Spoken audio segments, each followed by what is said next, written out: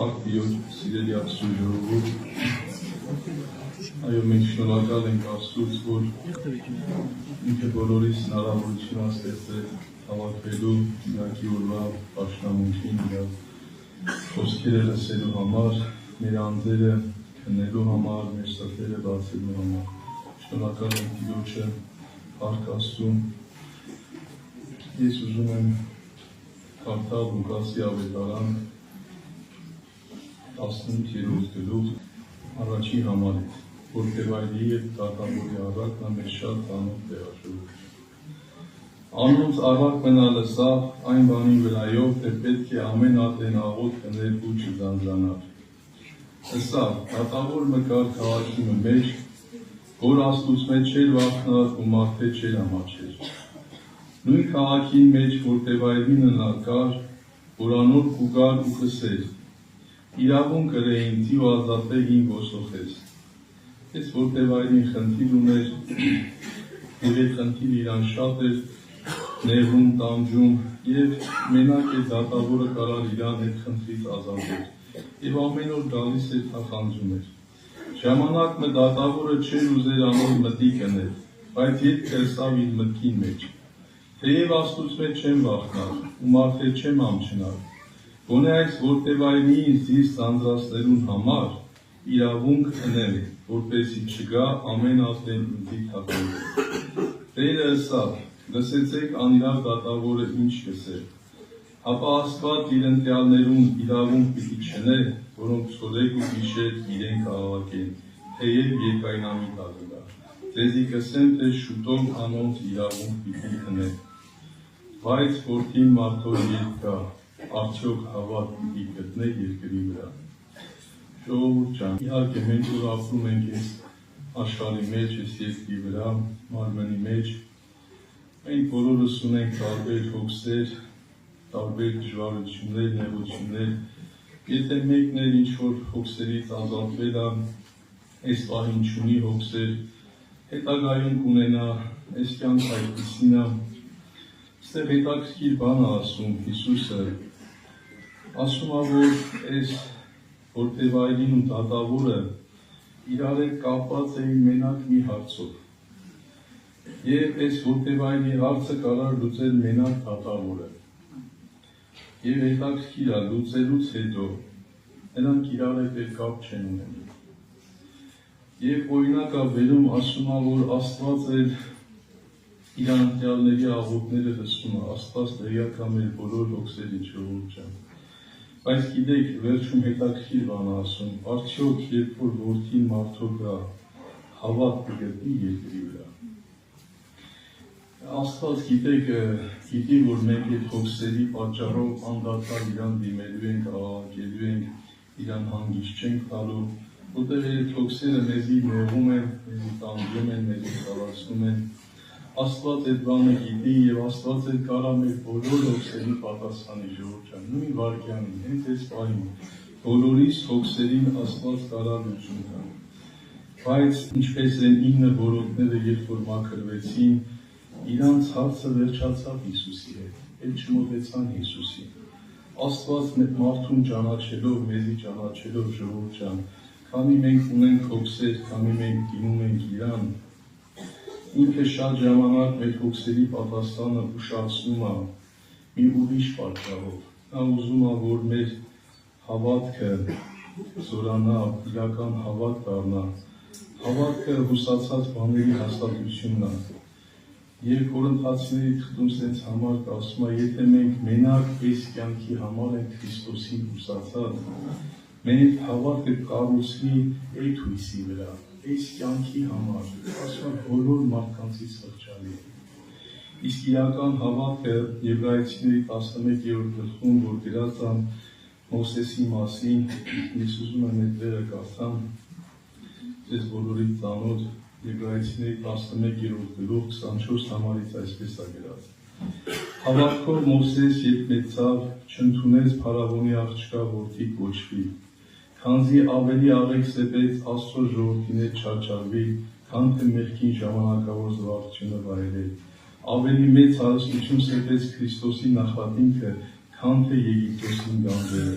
Վասնձի գիտելով կսպասեր վարձքի հատուցումին, հավատքով Եգիպտոսը թողուց ու չվարձավ թագավորին բարկությունեն, վասնձի համբերեց, որպես թե անտեսանելին կտեսներ։ Ժողովուրդ ջան, հավատքը գիտեք մեր հոգու համար կա մարմնի հավատ, կա հոգու հավատ։ Մեր ներսը, մեր ինչ որ ունենք, մեր մարմինը, մեր խորհուրդները, մեր գաղափարները, մեր հոգսերը նաև, մեր բոլոր ծխտումները,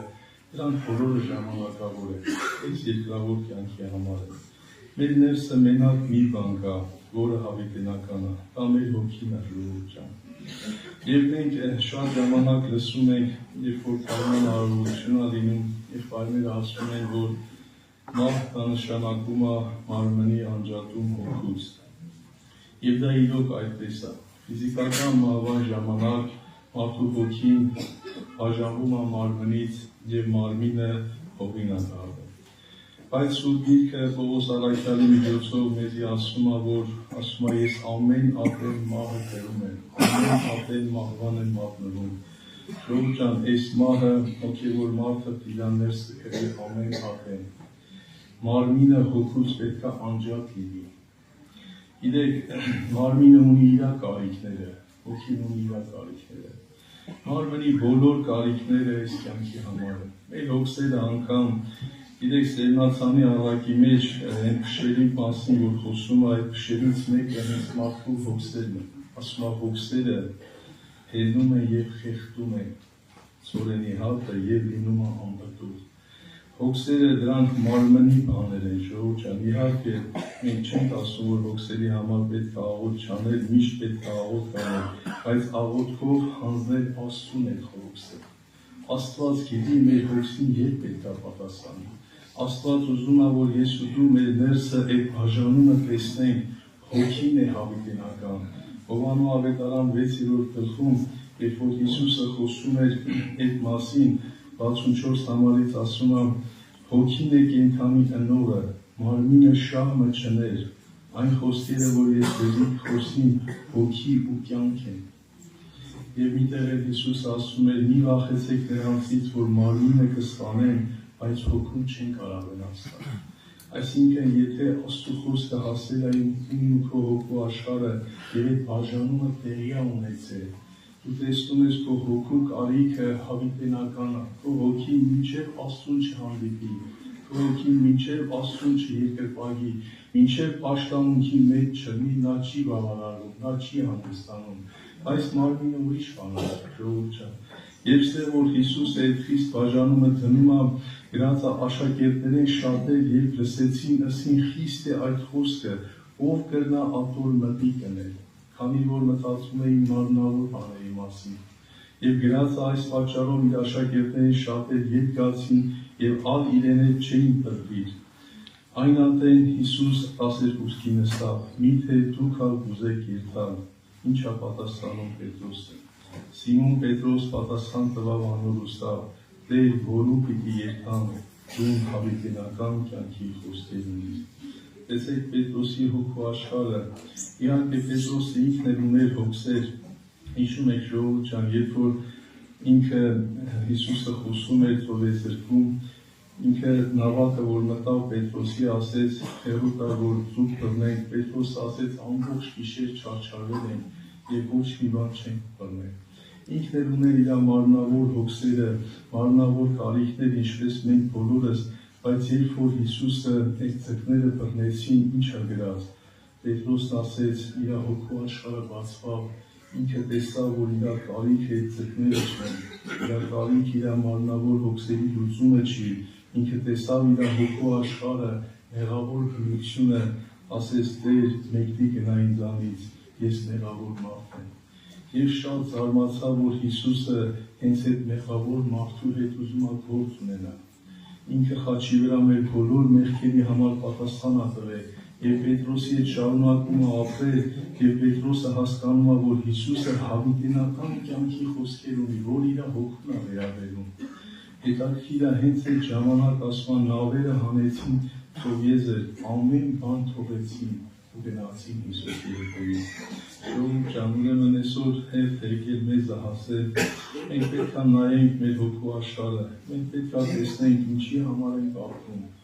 Եթե Հռոմեացիների թուղթը ասում է մարմնավորապես ապրելու լինենք, պիտի մեռնենք, բայց եթե հոգիով մարմնի գործերը սպանենք, պիտի ապրենք։ Սրանք երկուսն իրար հակառակ են ցանկանում։ Եթե քո ներս ես բաժանումը կա, եւ դու քո հոգու կարիքի հետևից ես, մարմինը խելոք այդ գործին է ծառայելու, մարմինը խոնարհվելու է, մարմինը դու կարաս անտեսես, մարմինը պետք է ծառայի, նա քո հոգու տաճարն է, որտեղ պետք է պաշտամունք տեղի ունենա։ Բայց եթե հակառակ իշխանությունը մարմնի ձեռն է, դրա մարմինը կցանկանա հոգուն հակառակ եւ հոգին կցանկանա մարմնին հակառակ։ Դրա համար առաջնային այսօր մեր կյանքում մեր հոգսերն են, մեր հոգսերի լուծումներն են, մեր հոգսերի պատասխաններն են։ Աստված կարա մեր բոլորի հոգսերի պատասխանը հենց այսօր տա, բայց ասում է արդյոք որ որդի մարդու կա, հավատ կգտնի մեր հավատ, որ մեր աչքերը դեպի երկինքն է ուղղել, անտեսանելին է ուղղել։ Բերան քարոզի ժամանակ Հիսուս ասում է սկզբից դուք խնդրեցեք երկնքի արքայությունը եւ նրա արդարությունը, այսինքն հոգու բաները, հոգին ինչ է ուզում, հոգին որտեղ է հանգիստ, մնացած բաներ ասում է, ձեր հայրը գիտի ձեզ ինչ է պետք եւ ավելիով պատրաստ է տալու, բայց եթե մեր հայրը տեսնում է մեր խնդրվածք այսօր որ մեզի տա, մենք այն ինը որոտի պես թողելու ենք իրանից հեռանան, այլևս կապ չունենանք իր հետ, ինչպես որ որդեվային ու այդ դատավորը այդ հոգսի լուծումից հետո էլ իրար երես չէին տեսնելու։ Դրա համար շատ անգամ Աստված այդ հոգսերին չի պատասխանում, քանի մեր հարցը իր առաջ է, ինքը ուզում է իր խոսքը հասնի մեր հոգու աշխարհը, որ Պետրոսի նման դու ներսն էլ բացվի եւ մենք տեսնենք, որ մեղավոր մարդ ենք, Աստծո տարիք ունենք, մեր հոգին Աստծո տարիք ունի, մինչև մեր հոգին չբժշկի, մինչև մեր հոգին չարթարանա, մինչև մեր հոգին իր հավիտենական ստեղծողին չգտնի, այդ հանգիստը չի առնի, ժողովուրդ ջան։ Աստված ուզում է այս հարցը, այս բժշկությունը անի մեր հոգու աշխարհը, որտեղ ասում է Աստված հոգի է եւ ուզում է իրեն պաշտողները պաշտեն հոգով եւ ճշմարտությունով։ Կա նաեւ մարմնավոր պաշտամունք, կիսակատարություններ, ժողովուրդ ջան, որ ասենք այս աշխարհում էլ եթե մեկը մեկին օգնում է մի լավություն անում, այս մարդը ուզում է շնորհակալ լինի, ինչ որ ձեզի փոխհատուցի, եթե մենք այդ Աստծո հետ կապված ենք մենակ այսպիսի կապով, որ Աստված հիվանդը բժշկեց, Աստված ներողի դիայցելեց, մենք էլ կգանք պաշտամունքների, կուզենանք փոխհատուցենք տեղը, Կիրակի օրերը կգանք պաշտամունքի, որոշ բաներ կանենք, բայց Աստծո հետ հավիտենական սիրով մենք չենք կապի, ժողովուրդ ջան, անպայման այս մահը մենք կրենք մեր ներսը, մեր հոգին ու մարմինը իրարից զատվի եւ մենք տեսնենք մեր հոգու կարիքը, մեր հոգու պահանջը, մեր հոգու ուզածը, նա մինչև Աստծուն չգտնի չի հանդիսանա։ Մեր ներսը խաղաղություն չի գա, ժողովուրդ ջան։ Իսկ եթե այս բժշկությունը կատարվի մեր կյանքում, մենք կտեսնենք այդ մարմնավոր հոգսերի լուծումը անգամ, ինչի համար Աստված ուշացրել, ինչի համար է իր ժամանակին տվել ամեն մի հոգսի լուծում, որ մեր ներսը հավիտենական սիրով կապված մնա իր հետ, թող Տիրոջ անունը փառավորվի։ Ամեն։